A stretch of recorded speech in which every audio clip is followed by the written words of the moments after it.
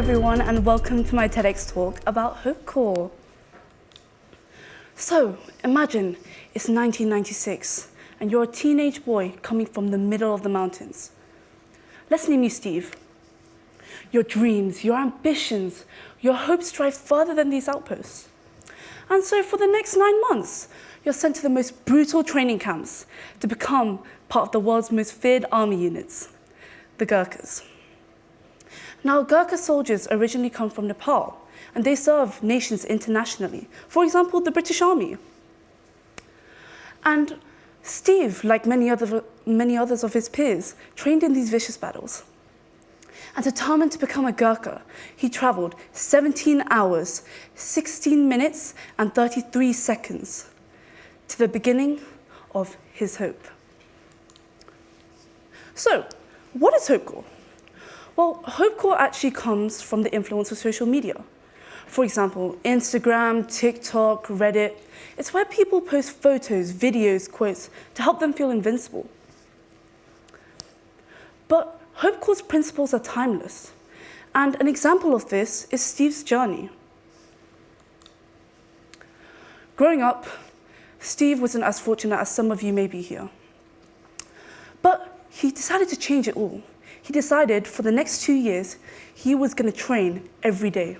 He woke up at 4 a.m., ran for miles, carried water every single day.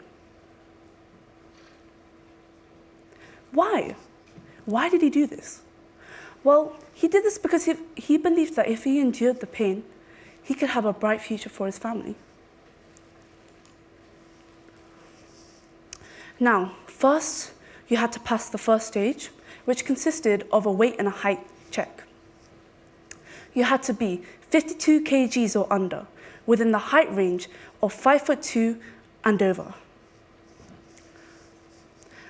And then Steve passed into the second round. Now, this is what we call the regional selection. This is where the qualified people would assess you. And many of the physical challenges, such as completing 70 sit-ups in under 2 minutes. And on top of that all he needed was just a year 8 required passment.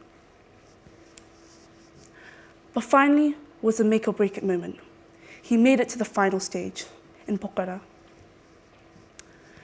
And it didn't matter how much training you did.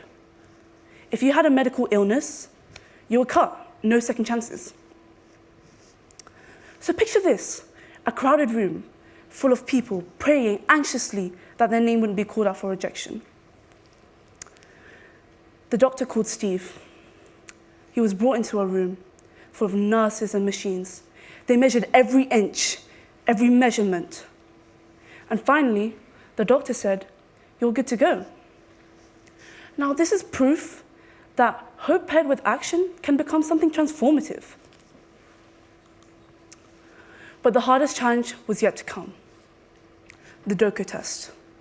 The test that requires you to run up 4.2 kilometers uphill, carrying 26 kgs of sand. This was a test of strength, speed, and stamina, and a race not only with yourself, but with your mentality. 48 minutes, that's all they had. No excuses, no breaks. Bang! The race started. Steve started at a steady pace. But all of a sudden, he felt his lungs, his legs start to tremble. They started to burn. And then he started having doubts about himself. What if I fail? What if I can't do this? What if? But then he stopped for a moment. He thought about the people that believed in him, his family. And he wasn't just doing it for himself, but everyone else that supported him back at the village. And that weight on his back wasn't just physical. It was symbolic that he wasn't alone. And with every step, he reminded himself of that. So, with 3 minutes to spare, he crossed the finish line. And he learned something profound during that race. We're stronger than we think. And Hopecore embodies hope and anticipation. But the most anticipated yet, the results day. The day where lives would change with just a single word. The day where some may walk out with an opportunity, a future, hope. Some not as unfortunate. Steve sat at the rows. Hundreds of men. Each name was called out one by one. Eyes followed as they walked across the room. And then, all of a sudden, Steve's name was called. He stood up, heart pounding. All eyes drawn to him. He walked across the room.